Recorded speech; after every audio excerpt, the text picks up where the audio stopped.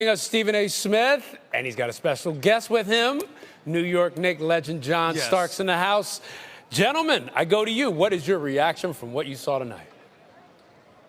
I will start off with you, John Starks. Take it away, man. It was amazing. I expect them to come out and win this game, but not in this fashion, as we talked about. It was a defensive-minded team starting off the game. And offensively, they just went on an explosion. And I said earlier today that, you have to treat Jaylen Brown like Jason Tatum. Right. You know what I mean? He's going to get here, but you have to shut everybody else off. And the Knicks did a beautiful job of that. And the outcome was what it was. I got to tell you something. Coming into this game, looking at what the Knicks were doing, getting outscored on fast break points, getting outscored on points off turnovers. You knew they weren't getting back on defense nearly as well as they should have. And I said to myself, it's got to start there defensively. The Celtics had 37 points in the first half. The New York defense just put the clamps on them. You had balanced scoring. Only 4 times this postseason did a team have 4 guys score 20-plus points. The New York Knicks did it twice, in this series alone. Did it once against Detroit, and Denver was the only other team.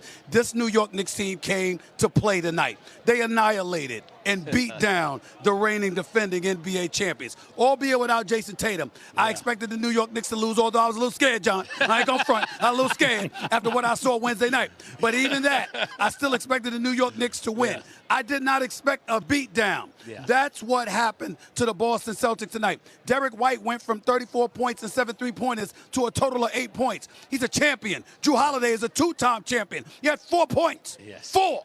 And then you look at Cornette, the second coming of Bill Walton in Game 5. He came crashing down to earth like the reserve that he normally is. He had 5 points and 5 rebounds after having 7 blocks in Game 5. So I am very pleased. I am very ecstatic on behalf of all New Yorkers everywhere. Orange skies, blue. What'd you say? Orange and blue skies, there baby. you go. Orange and blue skies. Orange and blue skies. I can just feel it in New York right now. Guys, I got to tell you, we're watching the game, and we see everybody courtside. We see Ben Stiller. We see you guys. We see it's like a who's who of New York royalty on the sidelines. What's the atmosphere like there for MSG in that Game 6? What did it feel like for you? It's crazy. You know what it is that the celebrities that comes here, and we always talk about this, is they come to be a fan and enjoy basketball. It's not like out on the West Coast. It's here on the East Coast. They come and truly enjoy being a fan of basketball, and you can sense it. I had guys coming down to me, slapping hands and stuff. So they into it, and that's a beautiful thing about New York. And we in the Mecca. Come on now, we in the Mecca, and that's how we do it. Well, here's the deal. Usually, just their disposition.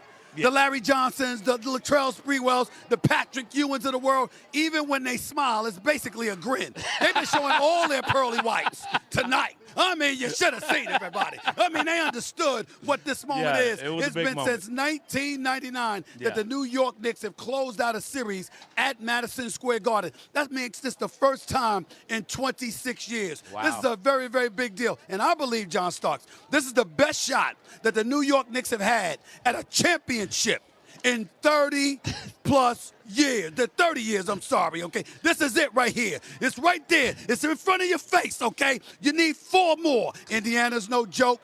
Exceptionally well coached by Rick Carlisle, but damn it, we'll deal with that Wednesday. Right now, it's Friday night, and we got until Wednesday to celebrate what has just transpired. Yes, we Going do. to the conference and finals. I have to get this man off my back.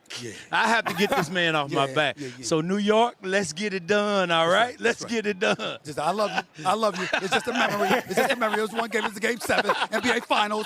But I love you. I love you to death. There you go. That's what I like. You did so much. And by the way, Jalen Brunson came up to me and said, I have nothing to say to you. Karl Anthony Towns said, you picked the wrong team, because I picked Boston before the series began. I, like everybody else in America, changed my mind when they won Games 1 and 2 in Boston. Come on, man. There wasn't anybody picking Boston outside of New York Knicks fans. I mean, come on now. Ain't nobody picking the Knicks against the Boston Celtics. But when you got to stay true, though, Steven. When you won the first 2 games, hey, here's my logic. Okay, what's the logic? When they won the first 2 games, I switched it up, right? Yep. But I didn't mind being held accountable for picking against the Knicks Because that's when they play best. Oh. I don't give a damn about being wrong. If that means that you're going to step it up and play. You see Karl Anthony Towns play? Yeah. You see how I've been calling him out the last couple of days? Did you see how he played tonight? He played. That's right. Played big. And then came over to me and said, yo, you keep getting at me. And I was like this. You see it worked, didn't you? So wait, they needed you to encourage them. So then does that mean you're picking the Pacers in the next round? Is that how this works? No.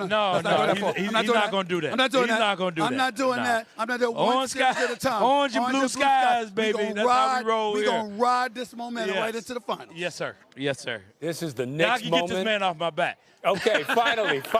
I won't be on his back anymore. I promise. This is the Knicks moment. You guys deserve it. Hey, Stephen A., John Starks, thank you so much for joining us. Appreciate it, guys. This is your night. Yes, sir. Enjoy. Yes, sir. Yes. Oh, Yes.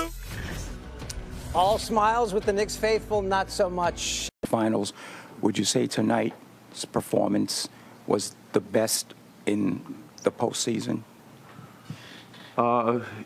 Probably, and we knew we would have to play 48 minutes against them. They're terrific on both sides of the ball. They play their style no matter what. And so they're not going to hand you anything. You have to earn it, and I felt that we did that. Tom, it seemed from the start, and then even when the league got to 30, you guys were beating the loose balls and stuff.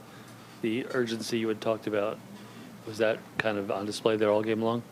Yeah, and again, it's how you respond to the challenge that's in front of you. And so, and we can't get carried away.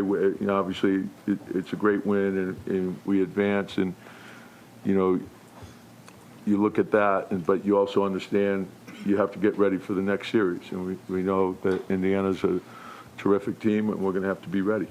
Tom, you guys obviously, through the first few games of the series, dug a bunch of holes that you had to fight back from. Today, you guys jump out to a huge lead. Just was there a difference in approach? Did you sense that the team was going to come out? You got to win games different ways. So every game's different.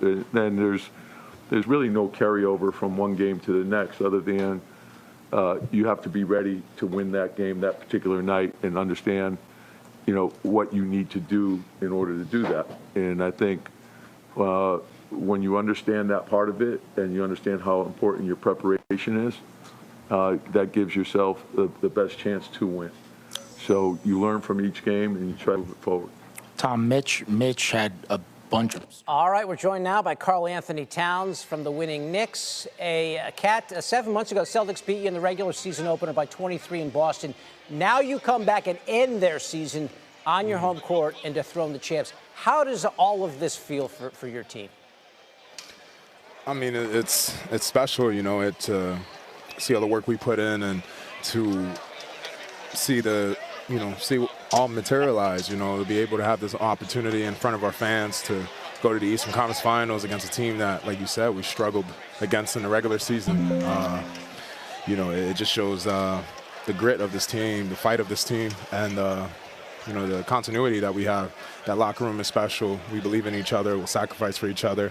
I think this series showed it. Take me back a couple nights, Karl. Boston won by 25 at their place 2 nights ago. What happened after that? What did you guys say to each other? How did you guys turn the table tonight? I mean, just regroup. We had a good day of practice, quick turnaround. We had to let go of that game and we had to focus on ourselves, watch tape. Had to talk about the hard truths about that game. We didn't play well. We didn't execute.